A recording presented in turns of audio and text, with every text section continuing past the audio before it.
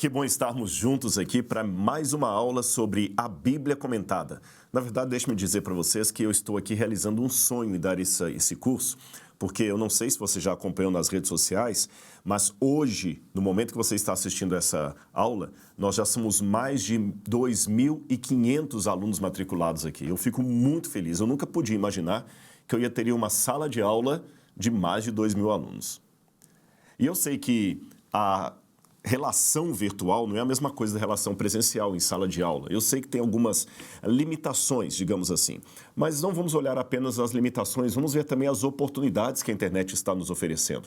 Veja, como é que eu poderia imaginar, antes dessa tecnologia, poder estar aí, na sua casa, no dia que você quisesse, a hora que você quisesse, levando para você esse conhecimento que Deus permitiu que eu adquirisse da Bíblia Sagrada. E esse conhecimento aqui não é uma forma de exaltação própria, não é uma forma de me sentir especialista em Deus, muito menos tecnólogo em espiritualidade, não.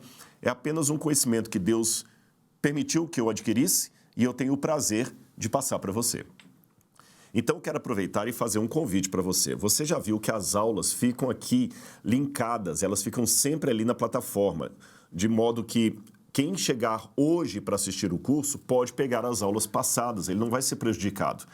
Então, convide outras pessoas também para virem estar conosco aqui e você pode assistir essa aula quantas vezes quiser, quando quiser, com quem quiser, e assim você vai adquirir mais conhecimento da Bíblia Sagrada. Agora, é importante sempre, dica aqui, algumas dicas para você. Letra A. Em sala de aula, eu sempre costumo dizer para os meus alunos que o estudante em sala de aula, ele não aprende, ele entende a matéria. Ele só vai aprender a partir da convivência com aquela disciplina. E convivência significa voltar, olhar de novo. E uma dica, passar para frente o conhecimento. Muitas pessoas falam assim, como é que cabe tanta coisa na sua cabeça, Rodrigo? Eu não tenho uma mente nada extraordinária. Eu apenas convivo com a matéria que eu estou ensinando. Em sala de aula, eu a entendi, mas quando passei por outras pessoas, aí eu a aprendi de fato. Percebeu? Apreender uma matéria é quando ela começa a fazer parte de você. E é isso que você pode fazer com a Bíblia Sagrada. Então, a primeira dica é repita esse conteúdo para outros, convide outros para fazerem esse curso com você também, dialogue com outros. Por exemplo, se você tem um primo que quer conhecer melhor a Bíblia, olha, faça o curso lá do Rodrigo. Aí o seu primo vem fazer o curso. Quando vocês se encontrarem, você entendeu aquela aula que ele falou aquilo? Eu entendi desse jeito, eu entendi um pouquinho diferente. Vocês têm algo para conversar sobre a Bíblia Sagrada. Uma outra dica para você aprender bastante o conteúdo aqui e retê-lo na mente é ter um caderno de anotações. Um caderno de anotações. E junto com o caderno de anotações, é essencial que você sempre tenha a Bíblia Sagrada aqui com a gente. Afinal de contas, estamos estudando Bíblia. Aliás, eu vou até dar uma dica. Se você tem a Bíblia, faça anotações nela. Se eu mostrar para você, a minha Bíblia é toda anotada. Eu não sei se vai dar para a câmera pegar, mas aqui, olha, você vê a minha Bíblia toda rabiscada. E olha que essa aqui é uma Bíblia nova, eu não estou com ela há tanto tempo assim. Ela não tem tantas marcas como a Bíblia anterior que já se foi. Tá certo? Bom, vamos continuar então nosso estudo hoje sobre o livro do Gênesis, mas eu gostaria de começar com uma oração, porque estudar a Bíblia sempre implica em orarmos a Deus. Então vamos orar? Senhor, meu Deus, amado Pai, obrigado pelas tuas graças, pela tua graça, obrigado pelas tuas maravilhosas manifestações na nossa vida. Agora, querido Pai, esteja conosco em mais essa aula sobre o livro do Gênesis, que mais do que um conteúdo intelectual ou acadêmico, todos os alunos, todas as alunas que estão conosco possam ter um encontro verdadeiro com o autor desse livro.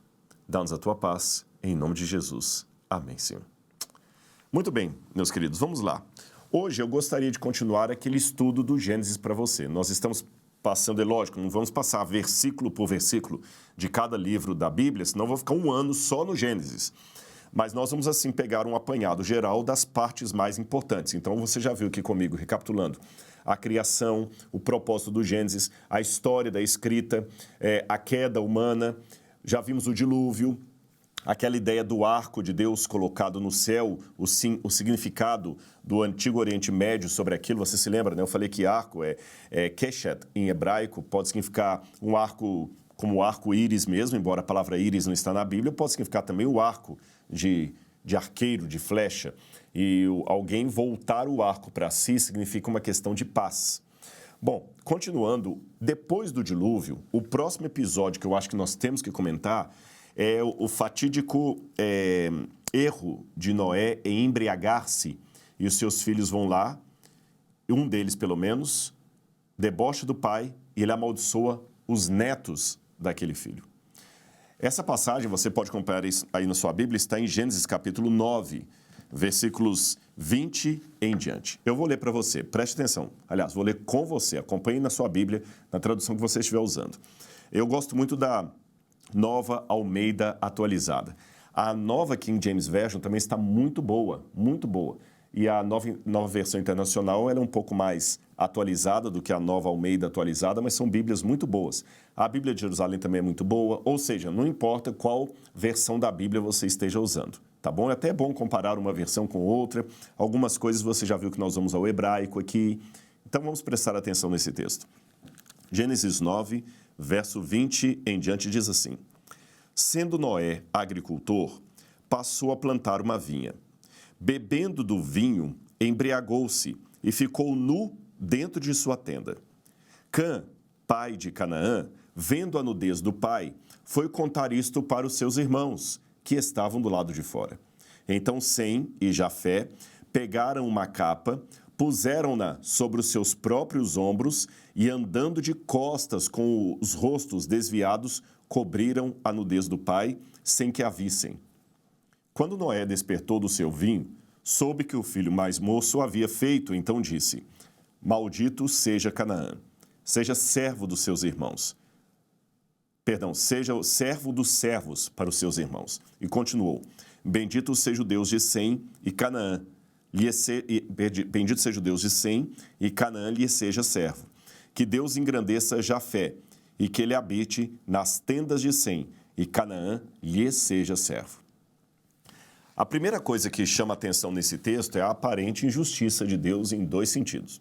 Primeiro, Noé, que era um alcoólatra, um beberrão, sem controle próprio sobre o vinho, que acabou ficando ali borracho, como dizem em espanhol, ou bêbado. E aí o filho vai, porque o pai ficou bêbado e debocha do pai.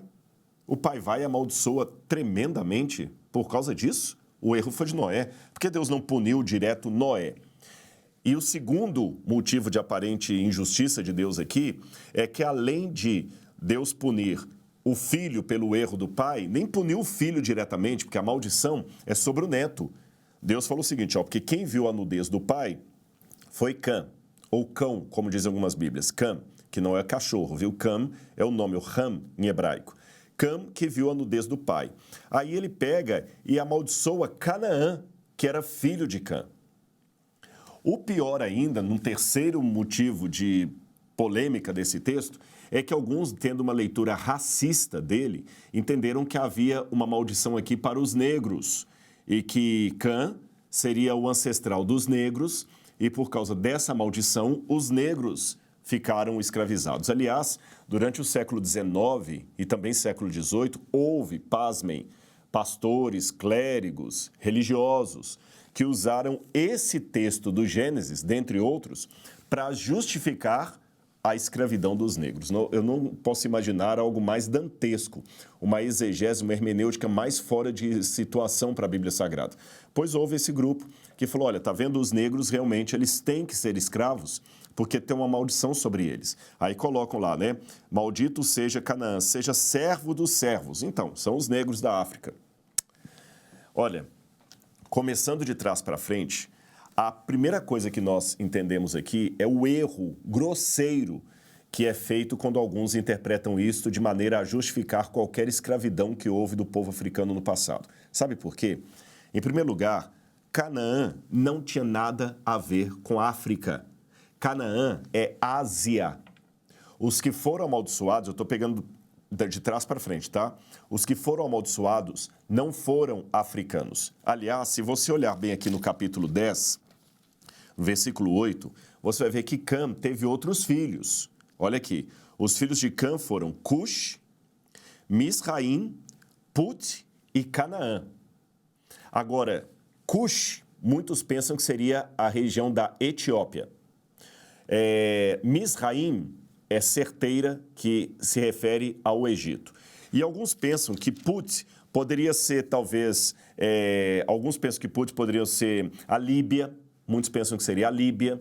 Há uma dúvida a respeito disso aí, qual seria a localização correta de Put. Agora, pelo menos de Misraim, que é Egito, e Cush, eu tenho certeza absoluta que eu estou falando da África. E Canaã, eu tenho certeza absoluta que eu estou falando da Ásia.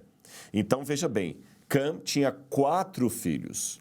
E o único que foi amaldiçoado não era o filho africano, ou que deu origem aos africanos. Era o filho asiático. Com isso, eu já corrijo esse erro secular que é dito por aí, que Noé amaldiçoou os africanos. Porque quem foi amaldiçoado, na verdade, foi um asiático. Ficou claro isso para você? Ok. Na continuação, nós temos que ver um outro detalhe aqui. O que significou o pecado de Cam a ponto de Noé amaldiçoar o seu filho e não a ele mesmo? Bom, em primeiro lugar, nós devemos entender que muitas maldições que aparecem na Bíblia não são um capricho de Deus, como alguém que fala assim com o outro, bem feito, se ferrou, sabe? Bem feito, não deu certo, gostei. Não é esse o sentido da maldição na Bíblia. Isso é uma forma caricata, é uma forma anacrônica de ver a maldição da Bíblia de uma forma que ela não tem. A maldição na Bíblia é o resultado da quebra de aliança com Deus. É a consequência inerente a algo errado que você faz. Agora, preste atenção. A Bíblia percebe, e isto é confirmado por muitos estudos científicos da área de psicologia, da área de comportamento, da área de sociologia, até de antropologia, até a evolução das espécies trabalha com isso. A ideia de que erros de alguns pais acabam passando, de certa forma, para os filhos. Eu vou explicar para você. Nós temos casos, é justo? Não é, mas acontece na história, de crianças que nascem com problemas cardíacos porque a mãe teve uma conduta errada durante a gravidez em relação à sua saúde. Quantos médicos falam aí do problema de fumar na gestação? Quantas crianças nasceram com problema, até congênito, até de má formação congênita, porque a mãe fumou durante a gravidez, a mãe tomou algum medicamento que não deveria. Há muitos problemas que são passados para a criança por causa da conduta errada da mãe. E não são só problemas físicos, não. Questões morais também. Às vezes, quando a gente faz psicologia como paciente ou quem estuda a área de psicologia, sabe que muitos problemas que nós temos de personalidade, dificuldades, até algumas fraquezas de caráter, são valores herdados pelos pais. É claro, isso não significa agora que você possa justificar todos os erros que você comete com base nos erros do seu pai. Sabe aquele negócio de, eu sou um mau filho, mas o meu pai também foi um mau pai. Não justifica. Os traumas explicam o seu comportamento, mas não o justificam. Sabe por quê? Porque mais importante do que o que seus pais fizeram com você é o que você faz com isso. Eu lembro que uma vez eu estava conversando com uma mãe e ela estava falando dos problemas da filha e todos os momentos ela estava assim, porque a filha também ela sofreu isso, sofreu aquilo, sofreu esse abandono, sofreu esse aqui, sofreu aquilo ali. Eu falei assim, pera um pouquinho, mãe. E onde é que está a decisão própria dela nisso tudo aí? Você está colocando a sua filha como se fosse quase uma marionete da sociedade. Ela tem decisão própria. Ela teve muitos problemas, é claro, mas ela teve também muitas vantagens. Na minha vida, eu tive muitos problemas de criação. Rodrigo, violência doméstica. Quem me assiste na internet já ouviu contar, en passant, pedaços da minha vida ali. Agora, eu poderia hoje estar no mundo da criminalidade, do uso de drogas, eu poderia estar matando mulheres aí e justificando, eu sou violento porque o meu irmão me bateu na infância. Não. O meu trauma pode explicar a minha violência, mas não justificá-la. Você tem uma decisão própria a ser tomada, tá certo?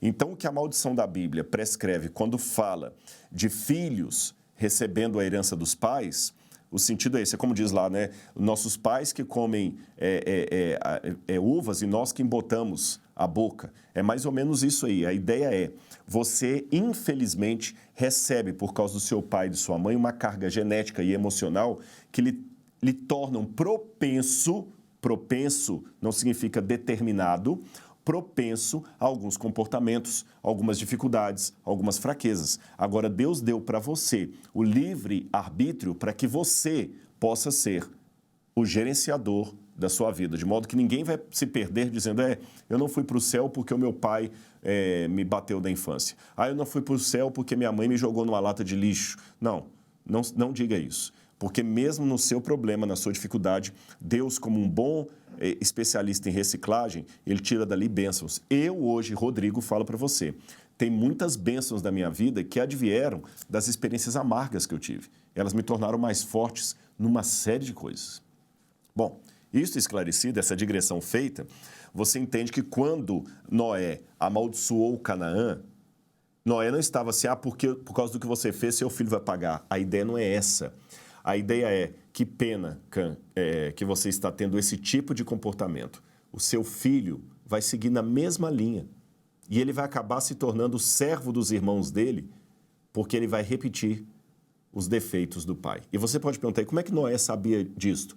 Pelo Espírito Santo, que inspirou Noé na hora que ele estava dando a maldição, o Espírito Santo deu quase uma profecia. Como aconteceu com Jacó, nós vamos ver mais à frente, quando ele chama filho por filho e fala o seguinte, olha, você vai ser isso, vai ser aquilo outro. Eu talvez possa até chutar alguma coisa sobre o futuro de uma pessoa com base numa análise psicológica dela. E posso até acertar em algumas coisas. Mas no caso aqui não é apenas uma análise psicológica. O Espírito Santo tomou Noé e ele acabou falando o que haveria de acontecer. E a prova maior de que as heranças que temos dos pais não são determinantes, são tendências, mas não são determinantes. Você que decide se a tendência será uma realidade ou apenas uma possibilidade. Dos 4 filhos de Cã, apenas Canaã seguiu aquela tendência do pai. Por isso a maldição foi só para ele. Você se tornará servo dos servos dos seus irmãos. Ou seja, em primeiro lugar, eu já aprendi que a maldição não é para os africanos, nem para os asiáticos de modo geral, porque os semitas também eram asiáticos. Ali é apenas para um grupo deles, o grupo de Canaã, que seriam aqueles que estariam, infelizmente, seguindo nos passos do seu pai Cã. Essa é a primeira questão. Segundo, os outros 3 filhos não foram amaldiçoados. Ficou claro? Agora eu estou pronto para responder a outra pergunta. Mas será que só ver a nudez do pai é o suficiente para poder receber uma maldição daquela tão grande? Bom, alguns comentaristas acham que essa expressão Cã, pai de Canaã, vendo a nudez do pai, alguns pensam, já vi comentaristas escrevendo a esse respeito, que este vendo seria mais do que ver, seria uma tendência de ter relações sexuais com o pai. Isso é bem forte. Os que alegam esta interpretação dizem que quando a Bíblia fala, por exemplo, aqui no Gênesis, quando fala sobre Adão e Eva, que Adão teve relações sexuais com Eva, diz assim, olha, na minha tradução, Gênesis capítulo 4, versículo 1, traz assim, Adão teve relações com Eva, sua mulher, e ela ficou grávida. Mas no original hebraico está assim, Adão conheceu Eva e ela ficou grávida. Conheceu Eva. Então, o homem conhecer uma mulher é um eufemismo para dizer que ele teve relações sexuais com ela. No livro do Levíticos tem várias práticas sexuais que são proibidas e elas sempre vêm de maneira eufemística assim, o filho não descobrirá a nudez do pai, o filho não descobrirá a nudez da mãe, o irmão não descobrirá a nudez da irmã, ou seja, não terá relações sexuais com ela. Então, alguns comentaristas imaginam que Cã, ao ver a nudez do pai, ele tentou estuprar o pai, violentar o pai, ter uma ação sexual com o pai. Forte. Eu não sei se eu posso bater o martelo em cima desta interpretação. Alguns comentaristas pensam que foi isso. A minha dificuldade, talvez, seria que aqui não aparece o verbo conhecer, oidar, nem o verbo descobrir, mas o verbo ver. E aí fazer um paralelo entre ver a nudez do pai e descobrir ou conhecer é um pouco forte, talvez. Mas mesmo que Cã não tenha tentado contra a nudez do pai, o fato dele ter debochado e desrespeitado o pai era algo muito grave, muito sério naquela época. Sabe, deixa eu explicar isso para vocês. A gente vive numa cultura que parece que alguns grandes crimes do passado são coisas bobas. Ninguém mais preocupa com isso, mas continuam sendo crimes, mesmo que alguém ache que aquilo não tem grande dano. Por exemplo, hoje fumar tornou-se tolerável para muitas pessoas. Ninguém vai condenar alguém porque está fumando, mas o fato do fumo ter se tornado algo mais comum não significa que ele causa menos problemas de saúde do que no passado. Então, hoje, o desrespeito dos jovens pelos pais está tão grande, tão grande, tão grande, que o mero fato de Cã ver a nudez do pai e certamente debochar para os seus irmãos, para a gente não é motivo para ser tão duro com ele, mas no passado era. Uma vez lá na USP tinha uma professora da área de psicologia comportamental e ela fazia um trabalho muito interessante de ficar durante um tempo em tribos indígenas, em povos afastados, especialmente da África, para analisar aqueles povos. E ela fez um trabalho, agora eu não lembro se foi de livre docência ou foi de pós-doutorado, mas o trabalho dela era ver o conceito de loucura em determinados povos africanos. E uma das coisas que ela deu numa palestra lá, eu só assisti um pedacinho, mas nossa, esse pedaço ficou na minha cabeça. Ela falou que ela se surpreendeu quando ela ia em algumas tribos e eles tinham o conceito de loucura lá também. Quando ela perguntava o que é loucura para vocês, aí eles falavam o seguinte: loucura, invariavelmente, é quando um jovem começa a gritar com os mais velhos e ficar sozinho. Quando um jovem estava gritando com os mais velhos e estava ficando, alijado do convívio social com outras pessoas, eles diziam que aquele jovem estava louco. Vamos parar para pensar nesse conceito de loucura, ele é muito profundo.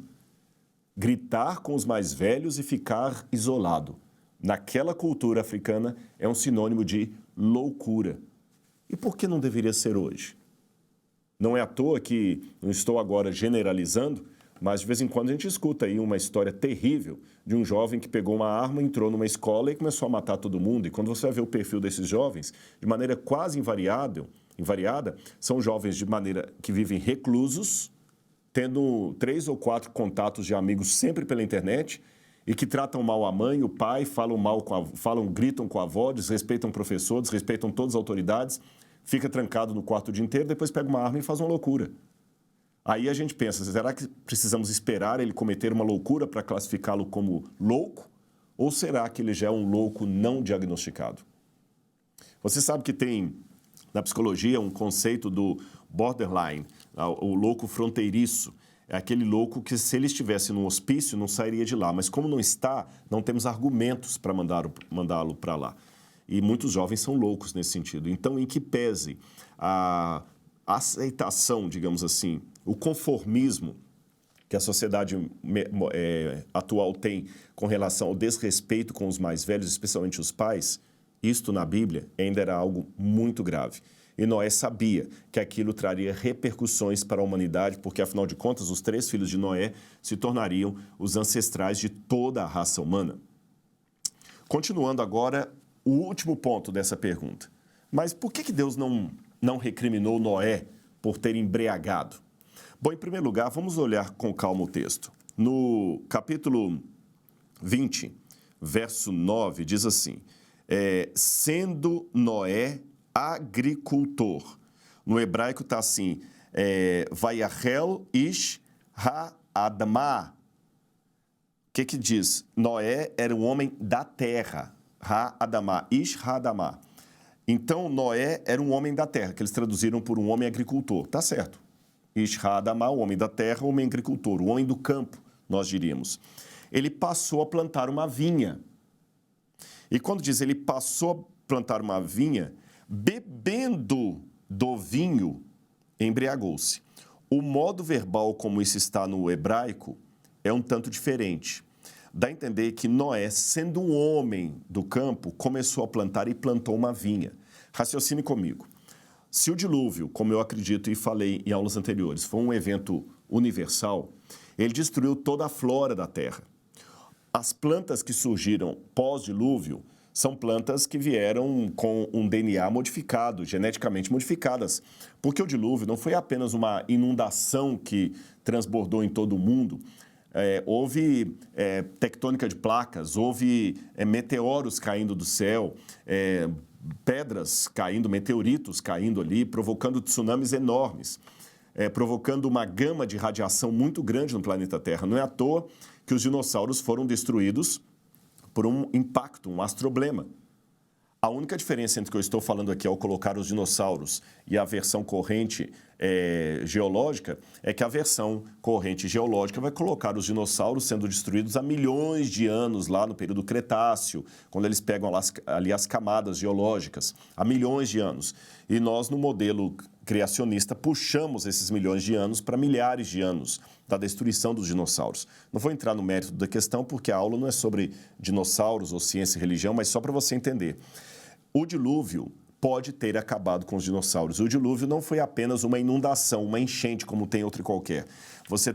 Foram pedras caindo do céu, rachando a crosta terrestre, provocando a tectônica de placas, a tectônica de placas é a separação dos continentes, provocando o surgimento de vulcões, de fósseis, de radiação, porque cada astroblema que batia na Terra, cada impacto de meteorito na Terra, espalhava milhões e milhões de toneladas de TNT, muito maiores do que a bomba atômica de Nagasaki e Hiroshima. Foi um milagre de Deus que Noé e sua família sobrevivessem na arca ali. Então, muito da natureza da terra, da planta, dos vegetais, da flora de maneira geral, foi alterada. Ou seja, o que Noé passou a plantar depois do dilúvio não era necessariamente o que ele conhecia antes do dilúvio.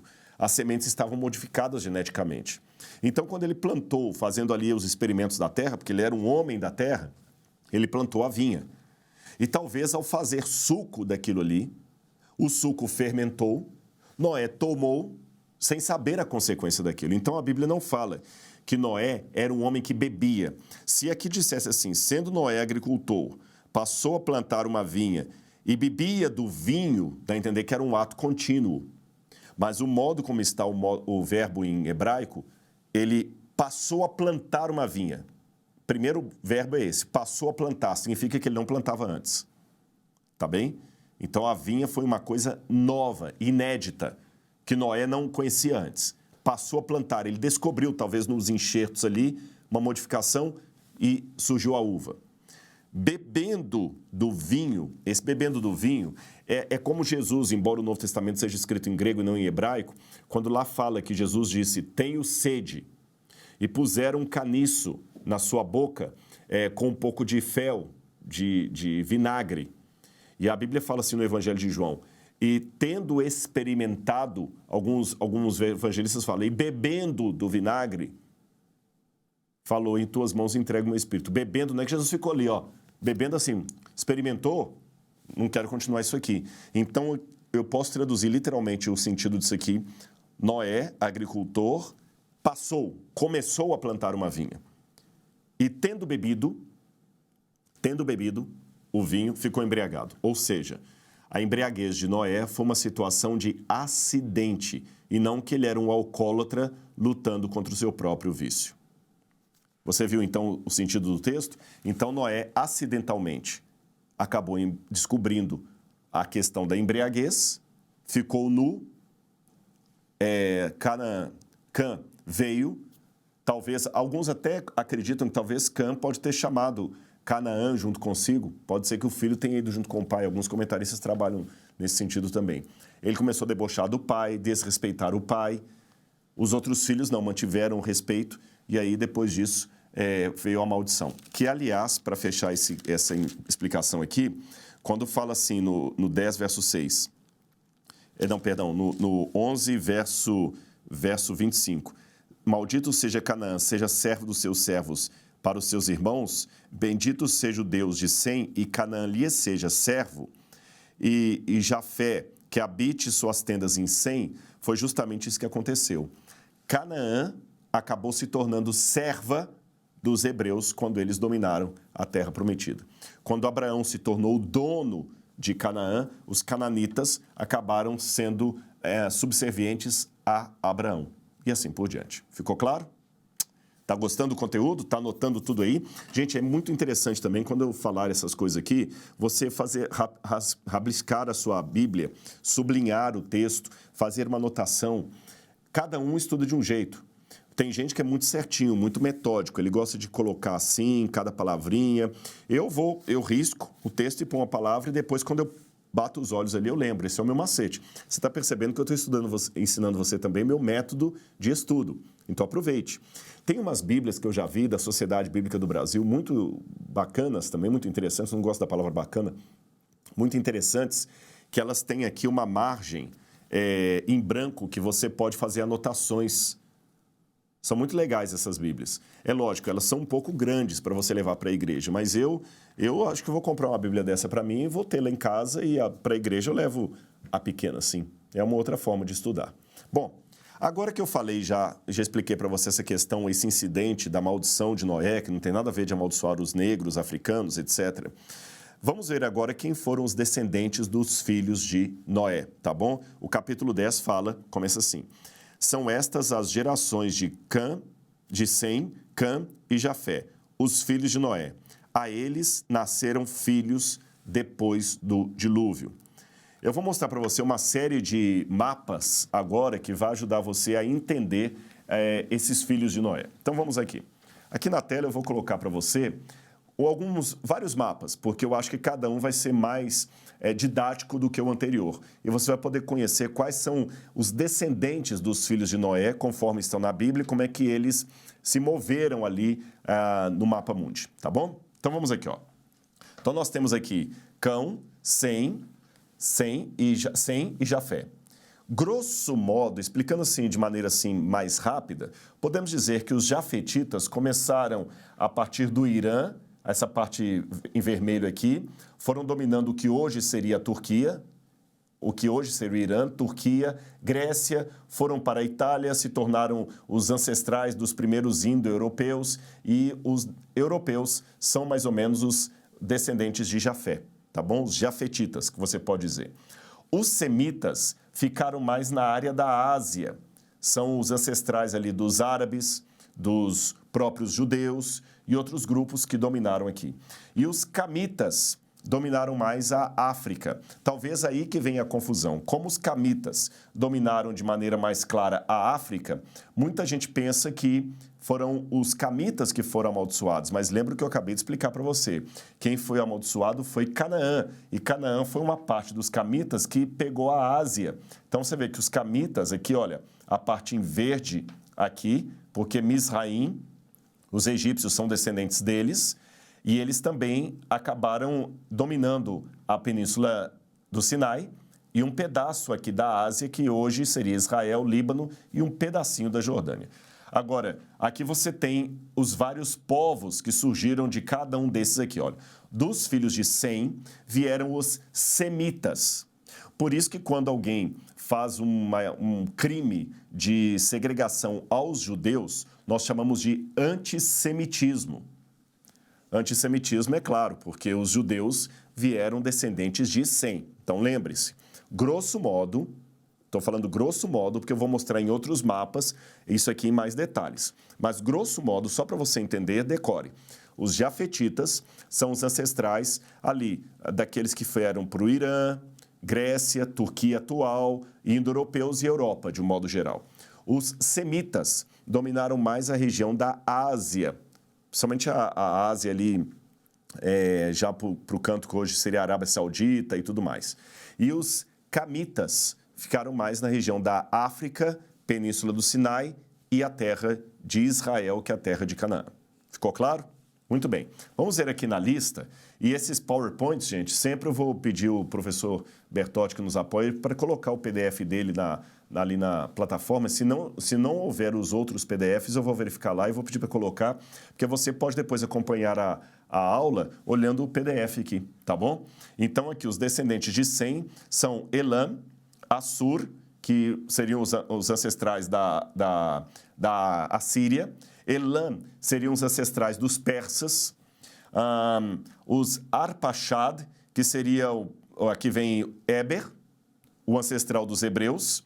E você tem também os ancestrais dos árabes. Lund, que seria provavelmente a Líbia, a Lídia, que seria hoje na Turquia, e Aram, que seria a região da Síria. Os arameus são descendentes de Sem.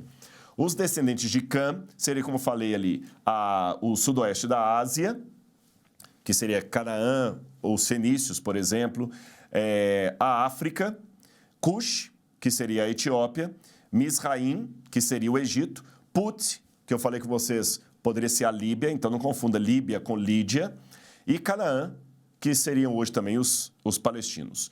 E os descendentes de Jafé, que seriam 7 filhos, você vê, 100 são 5, Cã seriam 4 filhos e Jafé seria 7 filhos. Gomer, que alguns pensam que poderia ser aqueles ancestrais dos espanhóis, dos franceses, do país de Gales. Você teria também a Inglaterra também, né? Por isso que eu falei país de Gales ali. Você teria também a Alemanha, os alemanos seriam descendentes também aqui de Jafé. Magog, Gog e Magog. Alguns pensam que Magog seria aqueles que habitaram a Ucrânia, a Romênia. Madai seriam provavelmente os que habitaram na região meridional. Jafã seriam os descendentes dos gregos, os famosos iônicos, o povo jônico, né? Depois você tem Tubal também, que seria os ancestrais dos que foram ali para a região da antiga União Soviética, a Geórgia.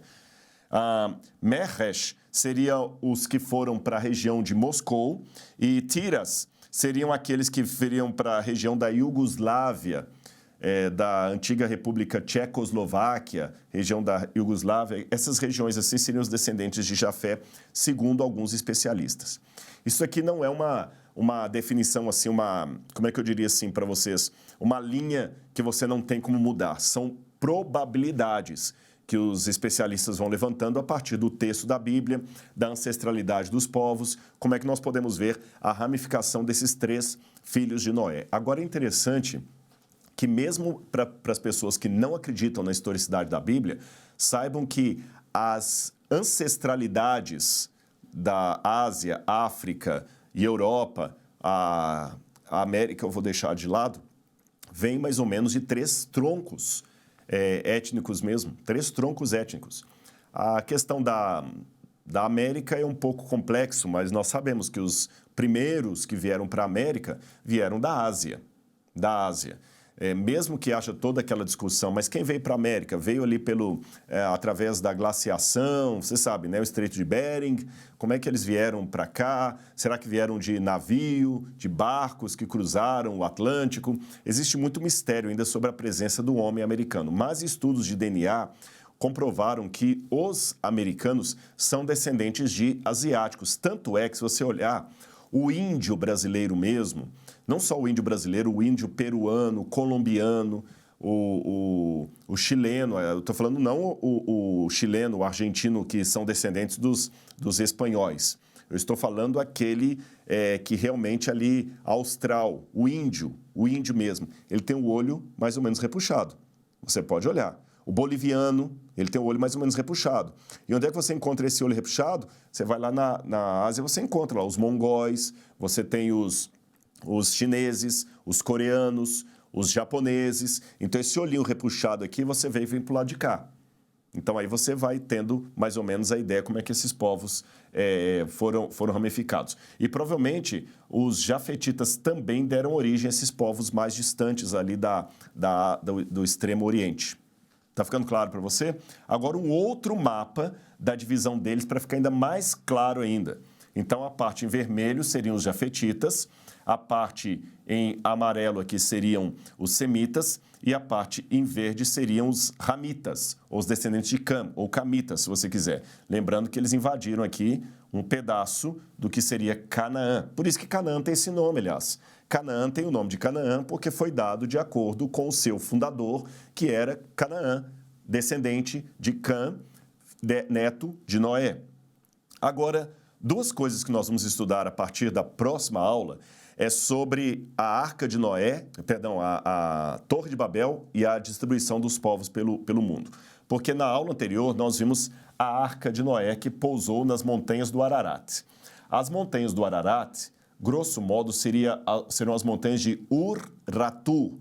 Urartu é toda uma região que pegaria hoje a Armênia, a antiga União Soviética e um pedaço da Turquia. É uma cordilheira montanhosa muito grande. Então, por isso que quando você fala assim, o Monte Ararat, não é um monte como você tem o Monte Pascal aqui no Brasil, o Pico da Bandeira, né? Que aí você imagina um monte mesmo, um pico, que é a Arca de Noé pousada lá em cima. Não, a Arca de Noé pode ter pousado em qualquer lugar aqui. E é interessante que daqui os descendentes de Noé, de Cão, Sem e Jafé, vêm no primeiro momento aqui para essa região. Aqui é o Golfo Pérsico, pessoal. Aqui é o Golfo Pérsico, tá bom? Aqui você tem o Kuwait, aqui você tem o Iraque, tá bom? O Iraque. Então, eles vieram para cá, se aglomeraram aqui e depois da Torre de Babel, eles começaram a se espalhar por várias partes do mundo. Aí vieram, um grupo veio para cá e ficou em Canaã, dos descendentes de Cão. Outros continuaram descendo e fundaram o Egito. Depois fundaram a Etiópia, fundaram outros países, fundaram o Sudão. Outros foram para a região que hoje seria a Pérsia. Aliás, que depois virou a Pérsia, hoje seria o Irã. Daqui eles começaram a se espalhar pelo mundo, tá bom? Então, o início da civilização humana, segundo a Bíblia, está aqui no Golfo Pérsico, na região da Mesopotâmia. E coincidência das coincidências, se você estudar história secular em qualquer livro que não acredita na Bíblia, a origem da humanidade, a origem da civilização também é ali na região da Mesopotâmia. Deixa eu explicar isso aqui para você não confundir. Nos critérios evolucionistas, a teoria que mais hoje ganha destaque entre aqueles que creem no evolucionismo é que o ser humano, os nossos ancestrais de Homo sapiens ou Pithecanthropus erectus, seriam os australopitecos africanos, vieram da África. Então, o ser humano veio da África e da África que ele migrou para a Europa e a Ásia, dizem os evolucionistas, tá bom? Mas como eu não estou lidando aqui com a pré-história e sim com a história, então a diferença entre a arqueologia e a paleontologia é essa. A paleontologia lida com a pré-história para trás. Por isso que o paleontólogo, que lida com dinossauros, fósseis, hominídeos, o arqueólogo clássico, como é o meu caso, trabalho com a invenção da escrita para frente. Então, da invenção da escrita para frente, tanto na Bíblia quanto na história secular, a civilização começou na região da Mesopotâmia, que é justamente essa parte do mapa que eu estou mostrando. Tá bem? Ficou claro para você? Então, não é só a Bíblia que fala que a civilização começou aqui. Aliás, deixe-me corrigir. Não é só a Bíblia que diz que as civilizações, no plural, tiveram aqui o seu berço. A própria história secular. Muito antes de surgir a Índia, muito antes de surgir a China como potência, muito antes de surgirem os hititas, a história da civilização começa aqui. As primeiras cidades foram fundadas aqui. Isto dizem os historiadores de modo secular, isto diz a Bíblia também, de modo que eu tenho uma coisa complementando a outra, tá bom? Então, na próxima aula, vamos estudar melhor essa questão da Torre de Babel e como daqui os descendentes de Noé começaram a se espalhar por outros cantos do mundo, tá bem? Bom, eu espero que você tenha gostado da nossa aula de hoje. Se você gostou, mande o seu comentário aqui pela plataforma, eu acho que é importante. Eu não sei se tem algum lugar da plataforma que você pode deixar o seu comentário. Se você está gostando, divulgue esse curso aqui. Vamos transformar esses mais de 2.500 alunos em 3.000. A nossa meta é pelo menos chegar a 5.000 alunos nesse curso aqui. Imagine, 5.000 pessoas estudando a aula, a Bíblia Sagrada. E como você vê, eu estou dando uma aula aqui como eu estaria dando em sala numa turma de teologia, de bacharéis em teologia. Aliás, tem coisas aqui que eu estou falando que a gente dá até no mestrado. E se você está gostando da didática, está achando que está ficando claro para você, então eu fico muito feliz. Mas deixa o seu feedback para a gente, tá bom? Então, não perca o nosso próximo encontro, nossa próxima aula, quarta-feira que vem. Um grande abraço e até lá.